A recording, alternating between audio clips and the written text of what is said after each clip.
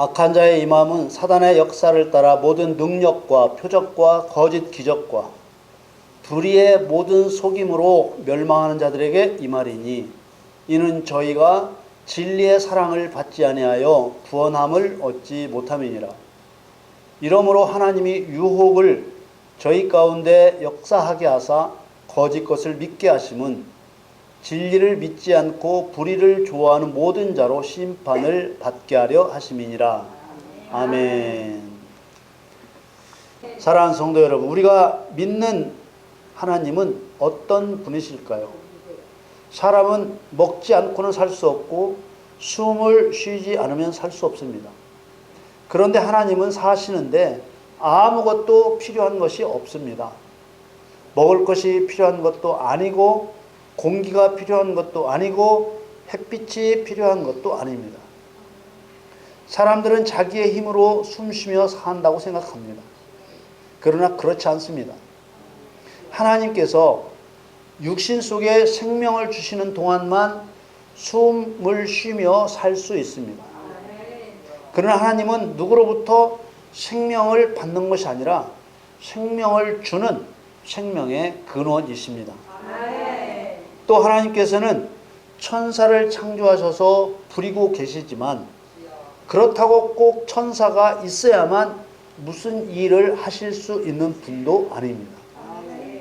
하나님께서는 절대 주권자이시기에 하나님의 말씀을 이루고 하나님의 뜻을 행하게 하려고 천사를 창조하여 부리시는 것입니다. 이렇게 스스로 계시기에 필요한 것도 부족한 것도 없으신 하나님께서 왜 사람을 창조하셨을까요? 그것도 죄를 지을 수밖에 없는 불완전한 존재로 창조하셔서 자신이 창조한 사람의 죄를 대신하여 하나님이신 그리스도께서 육신을 입고 십자가에서 죽으셨을까요?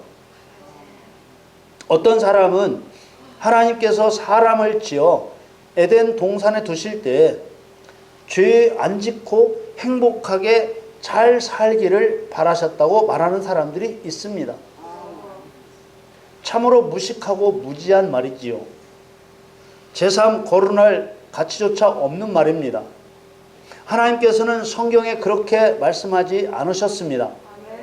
예수님은 의인을 부르러 온 것이 아니라 죄인을 부르러 오셨다고 하셨습니다. 누가복음 5장 32절 말씀에 내가 의인을 부르러 온 것이 아니요 죄인을 불러 회개시키러 왔노라. 이 말씀과 로마서 3장 10절 기록한 바 의인은 없나니 하나도 없으며, 이 말씀을 함께 보십시오. 또 시편의 말씀도 보실까요?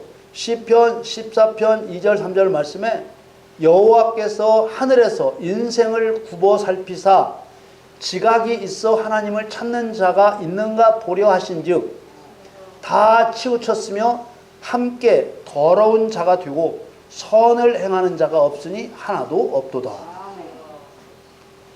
인간이라는 존재가 이런 지경이니 그럼 하나님께서 사람을 만드는 일에 실패라도 하신 것인가요? 전지전능하신 하나님께서 그럴 수가 없는 것이지요. 그럼 왜 이렇게 단 한 사람도 하나님 앞에 올바른 사람이 없는 것인가요? 그렇죠? 목적을 가지고 의도적으로 죄인으로 창조하신 것입니다. 이런 하나님의 목적과 의도를 가장 분명하게 밝혀주는 말씀이 바로 에베소서 말씀이지요. 우리가 많이 살펴보았지만 영의 눈을 크게 뜨고 보겠습니다. 에베소서 1장 3절에서 6절 말씀에 찬송하리로다 하나님 곧 우리 주 예수 그리스도의 아버지께서 그리스도 안에서 하늘에 속한 모든 신령한 복으로 우리에게 복 주시되 곧 창세전에 그리스도 안에서 우리를 택하사 우리로 사랑 안에서 그 앞에 거룩하고 흠이 없게 하시려고 그 기쁘신 뜻대로 우리를 예정하사 예수 그리스도로 말미암아 자기의 아들들이 되게 하셨으니 이는 그의 사랑하시는 자 안에서 우리에게 거저 주시는 바 그의 은혜의 영광을 찬미하게 하려는 것이라. 이 말씀을 보면 어떤 모습의 사람을 창조하려고 하셨는지 알 수 있습니다. 거룩하지도 않고 흠이 있어서 완전하지도 않은 사람을 창조하시려고 계획하신 것입니다. 이런 불완전한 존재로 창조하셨기 때문에 사단의 유혹을 이기지 못하고 죄를 범하게 된 것입니다.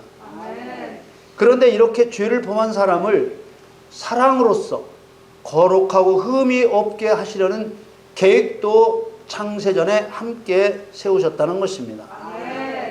여기서 중요한 단어가 사랑이라는 말입니다. 이 사랑의 핵심은 죄인을 위해 죽으신 십자가의 사랑을 말하는 것이죠. 죽을 수밖에 없는 죄인에게 사랑을 먹이셨습니다. 그것도 인간은 감당할 수 없는 십자가의 죽음으로 사랑을 먹이셨습니다. 왜 이런 방법을 사용하셨을까요? 다른 사람에게 사랑을 베풀면서 기대하는 것은 뭐겠습니까? 당연히 사랑의 관계를 기대합니다. 하나님께서는 사람에게 사랑받고 싶으셨던 것입니다.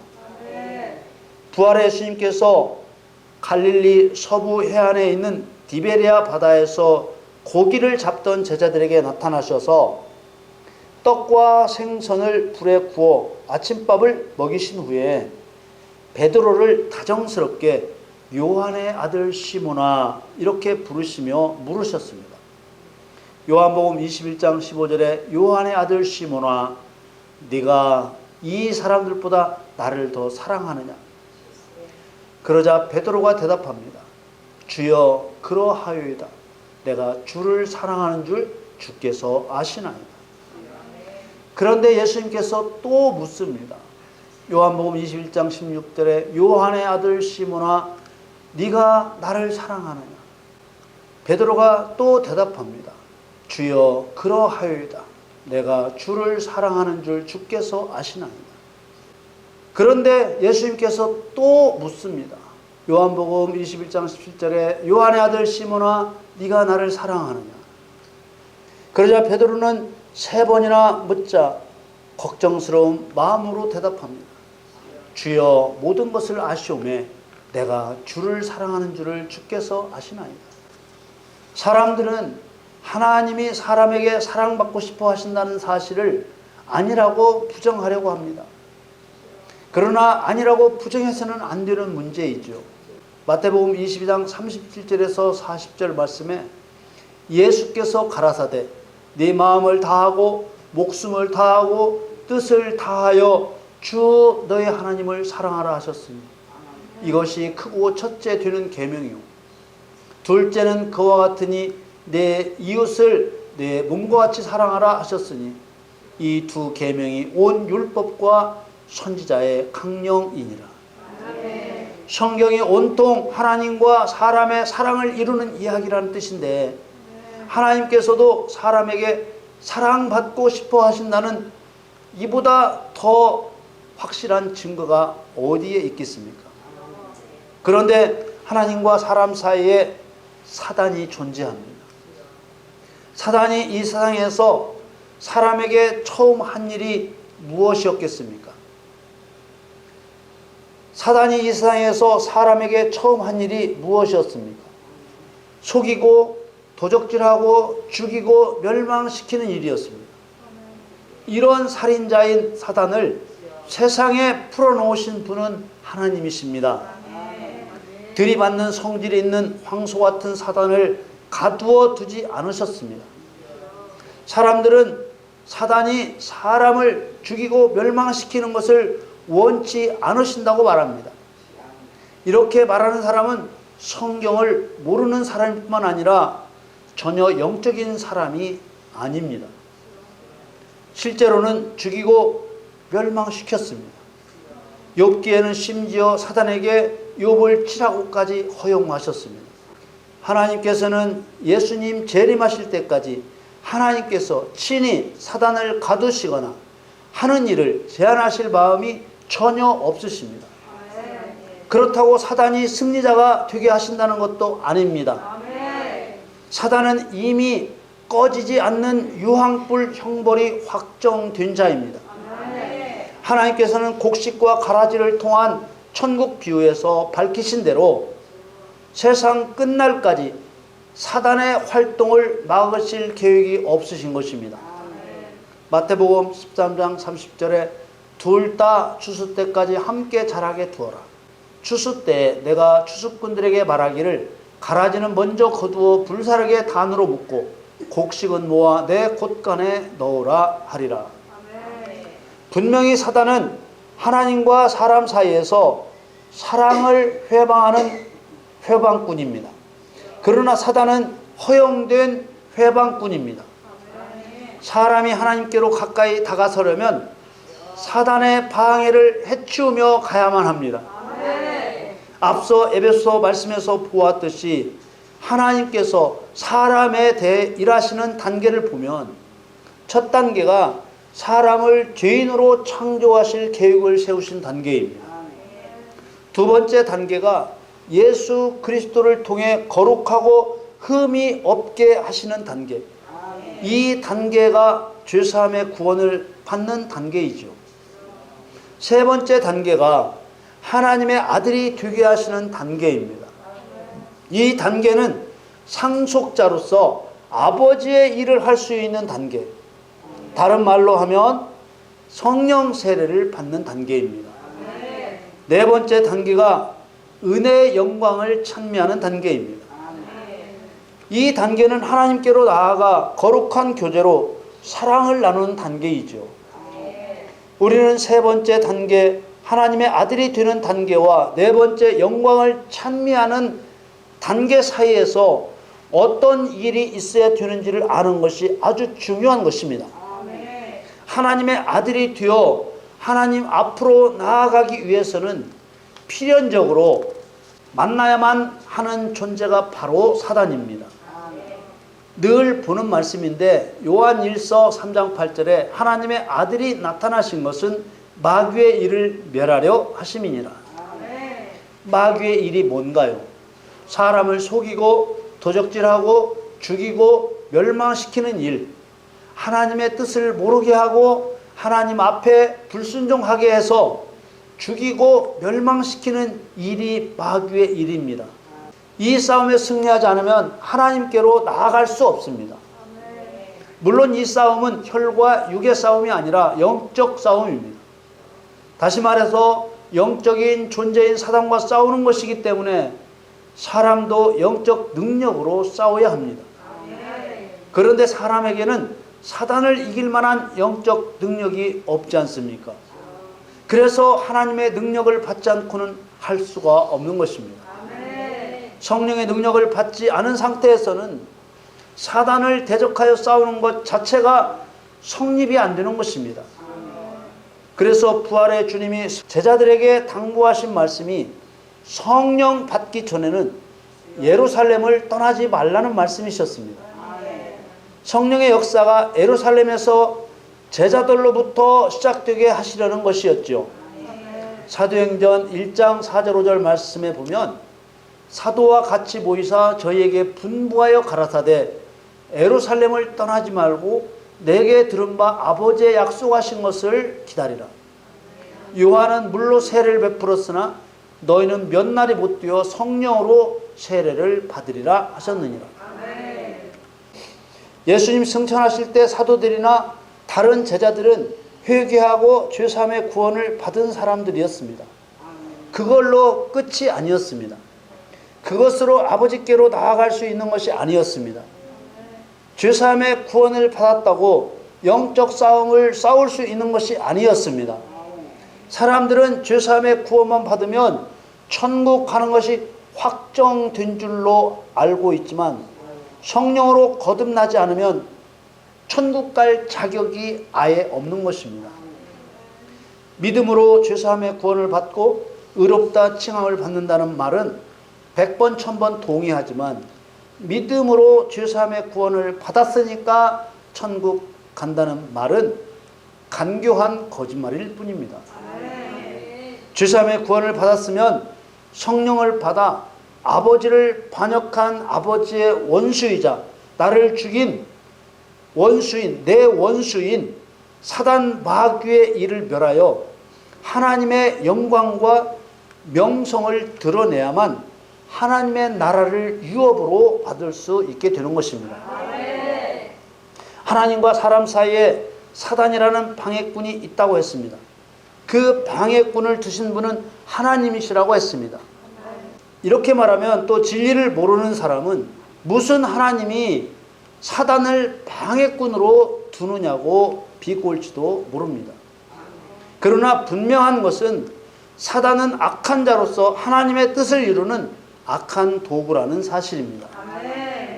또 사단은 불법한 자를 자기의 종으로 삼아 하나님과 사람 사이를 회방하게 합니다. 오늘 본문에 보면 그리스도인들 가운데 진리를 받아들이지도 않고 사랑을 받아들이지도 않아서 구원함을 얻지 못한 자들에게 사단의 유혹을 받도록 내버려 두신다고 했습니다. 오늘 본문 데살로니가후서 2장 9절에서 10절 말씀을 보겠습니다.